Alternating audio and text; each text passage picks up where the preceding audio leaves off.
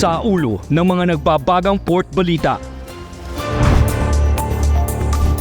PPA, nilinaw na walang nagaganap na congestion o pagsisikip ng operasyon sa mga pantalan sa Maynila. PPA, nakipagtulungan sa surprise inspection ni Senator Raffy Tulfo sa Batangas Passenger Terminal.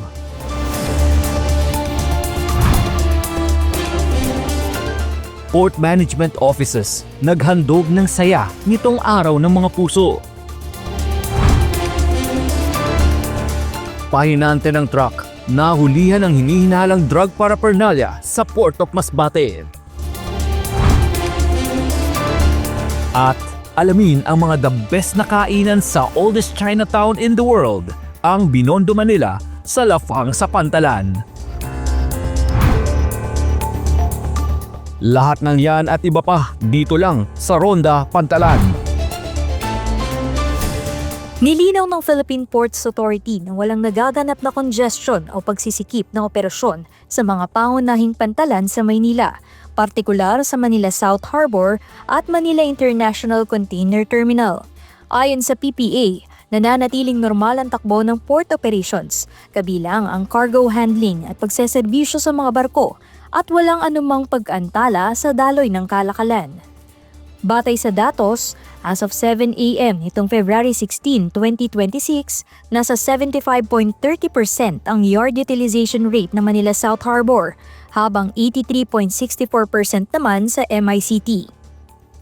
Bagamat mas mataas ito sa 70% na itinuturing na optimum level, sinabi ng pamunuan na nananatiling maayos, tuloy-tuloy at epesyente ang pagproseso ng kargamento na walang epekto sa port charges at sa serbisyo. Binigyang diin din ni PPA General Manager Jason Siago na ang yard utilization na lampas sa optimum level ay hindi agad nangangahulugan ng congestion, lalo't nananatiling gumagana ng maayos sa mga sistema ng pantalan. Dagdag ng PPA, ang ilang isyong inirereklamo ng stakeholders ay may kaugnayan sa paghawak at pagbabalik ng mga empty container at isang usapin sa pagitan ng shipping lines at kanilang mga itinalagang container yards at hindi dahil sa pagsisikip sa mga pantalan ng Maynila. Patuloy na minomonitor ng PPA ang kalagayan ng mga pantalan upang matiyak ang tuloy-tuloy na kalakalan at matatag na supply chain sa bansa. Jel Manalo para sa PPA TV. Isang surprise inspection ang isinagawa sa Batangas Port Passenger Terminal nitong February 10, 2026 ni Senator Raffy Tulfo sa pakikipagtulungan ng Philippine Ports Authority, terminal operator nito sa nasabing pantalan at ng Philippine Coast Guard. Layunin ng inspeksyon na masiguro ang kaligtasan at kahandaan ng mga barko bago ang inaasahang dagsa ng mga pasahero ngayong Semana Santa. Sinuri ng opisyal ang kondisyon ng mga sasakyang pandagat, gayon din ang pagsunod ng mga shipping line sa maritime safety standards para sa ligtas at maayos na biyahe ng publiko. Kaugnay nito, naging maayos ang koordinasyon sa pagitan ng PPA, mga shipping lines at iba pang kinauukulang ahensya sa isinagawang pagbisita. Ayon sa PPA, mahalagang tiyakin na handa ang mga pantalan at operasyon lalo na sa panahon ng peak travel kung kailan libo-libong pasahero ang bumabiyahe pauwi sa kani-kanilang probinsya. Inaasahan din na magkakaroon ng mga inspeksyon sa iba't ibang pantalan habang papalapit ang panahon ng pagdagsa ng mga pasahero upang masigurong handa ang mga pantalan at operasyon sa pagdagsa ng mga mananakay sa darating na bakasyon. Jel Manalo para sa PPA TV. Mula Luzon, Visayas hanggang Mindanao, puno ng kulay, musika at kabutihang loob ang pagdiriwang ng Araw ng Mga Puso sa iba't ibang port management offices sa buong bansa. Sa Luzon Cluster, matagumpay na idinaos ang takbo para sa Puso Fun Run ng PMO Northern Luzon. Kaugnay nito, nagsagawa rin sila ng coastal cleanup sa Barangay Pangil bilang pagpapakita ng pagmamalasakit sa kalikasan at komunidad. Kilig vibes naman ang hatid ng PMO Bataan Aurora sa pamamagitan ng Pantalan Love Story, isang radio-style drama na piniplay sa paging system ng Port Operations Building. At nakita ko nga si Joy na todo sigaw sa pag-cheer sa akin.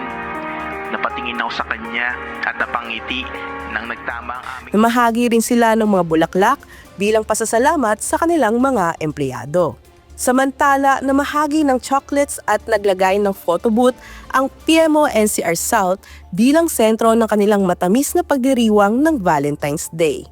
Health and wellness naman ang naging focus ng PMO NCR North matapos ilunsad ang Biggest Loser Challenge, isang inisyatibang layong mapalakas ang pangkalahatang kalusugan at pisikal na kondisyon ng mga empleyado.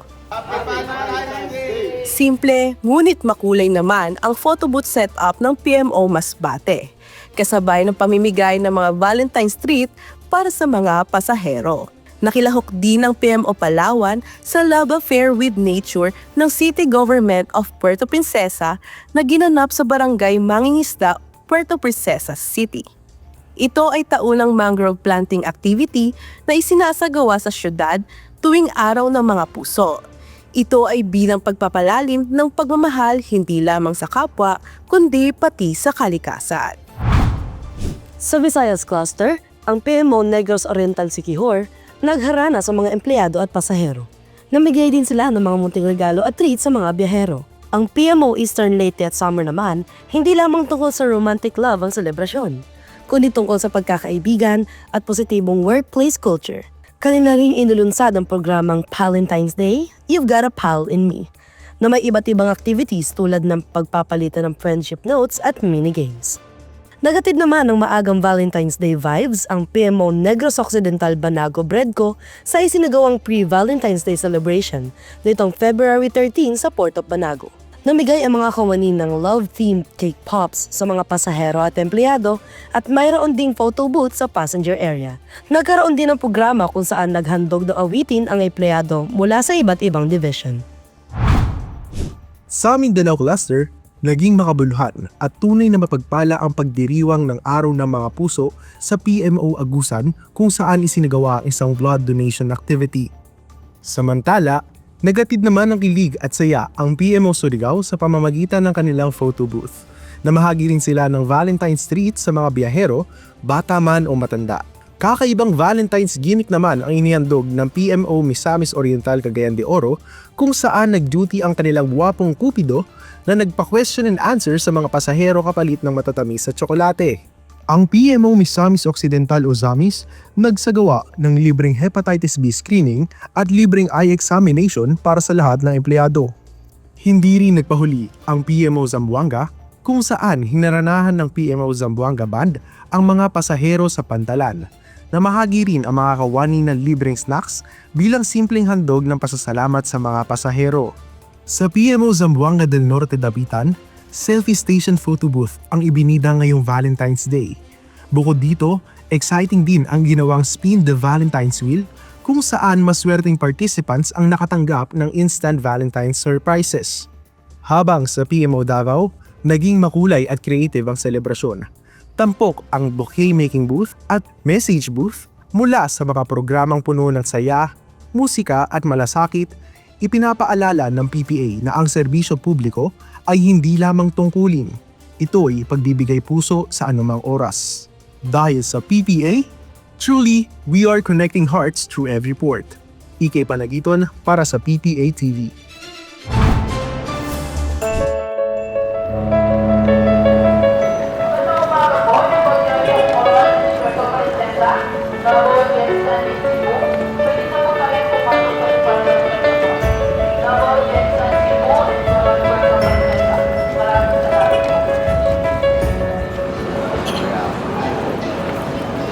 Pre, buhay pa pala yan? Oo nga pre, mas matagal pa nga sa ID natin to. Tagal na pala natin dito, no? Oo nga eh, hindi ko na namalayan. May mga pagmamahal na hindi kailangan ipagsigawan.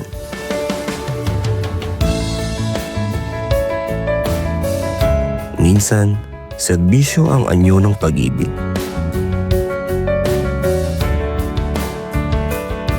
Pag-ibig sa sarili. Pag-ibig sa kapwa.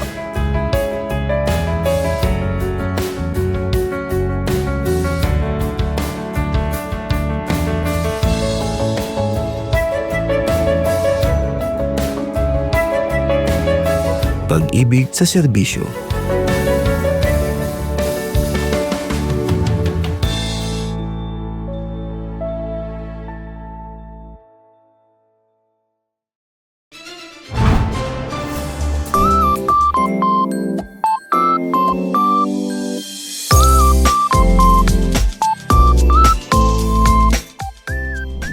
Happy Chinese New Year mga kapantalan!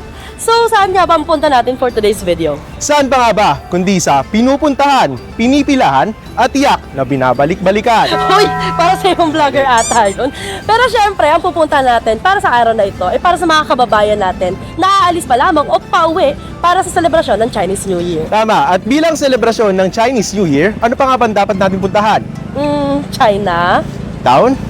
Chinatown, Pang Binondo. Kaya naman, samahan nyo kami mula dito sa Northport Passenger Terminal at maglakbay pa Binondo. Dito lamang sa Lafang sa Pantalan, where we find good foods near ports. I am Rika. And I am Mikey. At kami ang inyong kasama for today's Lapang. Tara! Simula Northport, maglakad lamang na kaunti hanggang sa makarating ng Dalpan. Pagkarating sa Dalpan, sumakay ng tok-tok, bukyo o e-trike at magpababa lamang sa Binondo. Ang biyahe ay hindi tatagal ng 20 minutes. At ang pamasahe, 20 pesos lang.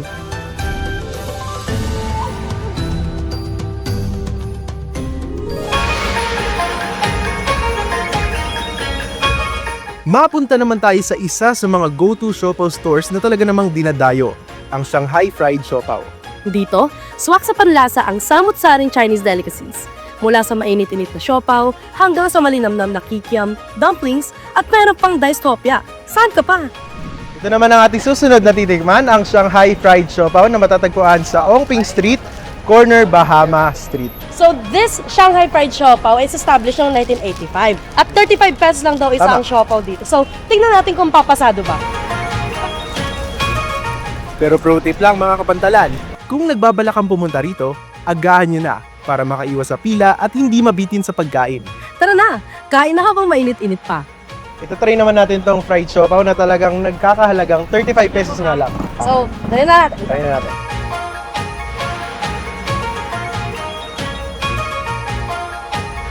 It's good. Malasa yung mismong bola-bola niya and the pan itself, malambot, no? Talagang juicy yung loob ng meat, no? And malalasaan mo each component actually. The meat itself and the gulay and which contributes sa malasang outcome ng siopaw. Tama. Kaya naman simula sa panlasa hanggang sa kanyang pricing, masasabi natin na pasado!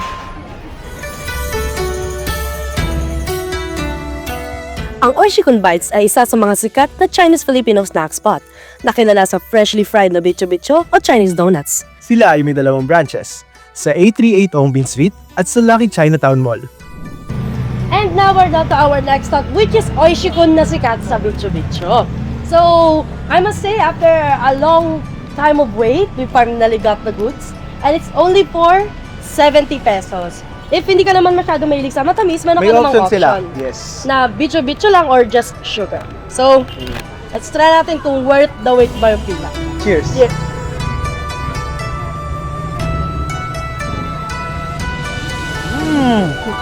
Ang sarap!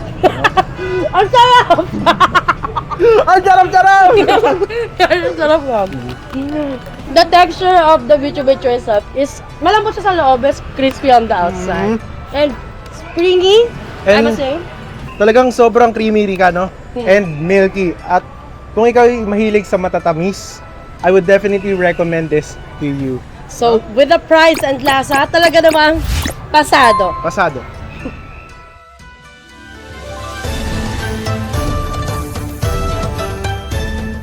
Alam mo ba, Rika, na ang Lord's Toast Bakery ay unang nagbukas noong 1989 sa Macau at kilala sa buong mundo dahil sa kanilang signature handmade Portuguese egg tarts. Gets ko na, EK. Kaya naman pala sikat ito sa flaky crust at rich creamy custard na talaga namang crowd favorite maging dito sa kanilang branch sa Binondo. For our dessert, try naman natin tong Lord's Toast Bakery. At sila ay sikat sa egg tart. Tama. So, buksan na natin. Yes. So, a box of 6 is amounting to 370. Pero meron din naman silang option na isahan lang. Meron din box of 4 and box of tens? Yes. Yes, box of tens. So, let's try it. Good. So, let's test it.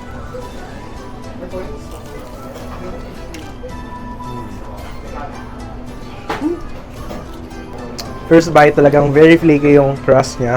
Then on the inside, you can taste the custard, very creamy. Yes. Maranasan mo talagang freshly made siya. Ay, hindi rin overpowering o nakakahilo Tama. yung pagka-creamy ng egg. And another thing, talagang when you bite sa pagkain, talagang crunchy pa. Yeah, actually.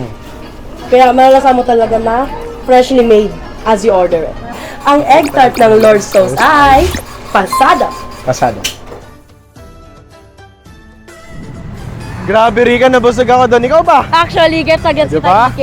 Pero alam mo, as we do our food exploration sa Binondo, kitang-kita naman kung gaano ka-rich sa kanilang history, culture, at syempre, pagkain. Oo naman, ano pa ba yung pinunta natin dito kundi yung maglapang?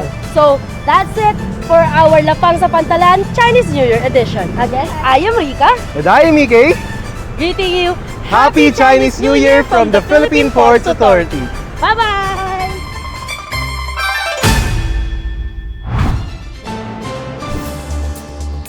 Isang pahinante ng truck ang naaresto matapos mahulihan ng hinihinalang drug paraphernalia sa loob ng passenger terminal building ng Pantalan ng Masbate nitong Pebrero 8. Agad na rumisponde ang Port Police Division, katuwang ang Philippine Coast Guard K-19, Philippine Drug Enforcement Agency at Maritime Police. Na-recover sa kanya ang glass pipe na hinihinalang drug paraphernalia. Agad siyang dinala sa Masbate Police Station. Samantala sa PMO Bohol, isang sasakyan ang sinita matapos makita ng hindi otorisadong Priority Access Pass sticker sa loob ng Pantalan. Agad na nakipag-ugnayan ng mga kawani ng Pantalan sa Port Police Department upang beripikahin ang nasabing sticker. Matapos ang pagsusuri, nakumpirmang hindi ito aprobado ng ahensya. Tinanggal ang naturang sticker at pinayuhan ang driver na sumunod sa umiiral na patakaran hinggil sa paggamit ng otorisadong pass at identification. Sa PMO NCR South naman, matagumpay na isinagawa ang medical evacuation sa isang babaeng pasahero ng MV Costa Serena nitong February 13. Ayon sa ulat, personal na nagtungo ang representante ng Benline Agency sa Port Police Division upang humiling ng koordinasyon para sa pagpasok ng ambulansya sa ferry landing terminal, kung saan darating ang barko ng Philippine Coast Guard sakay ang nasabing pasyente. Nakaranas umano ng senyales ng mild stroke ang 70 years old na pasahero. Sa pamamagitan ng mabilis na koordinasyon ng Port Police, Bureau of Quarantine Medical Team, PCG at iba pang ahensya, ligtas at maayos na naisagawa ang paglikas sa pasyente. Paul Kalayag para sa PPA TV.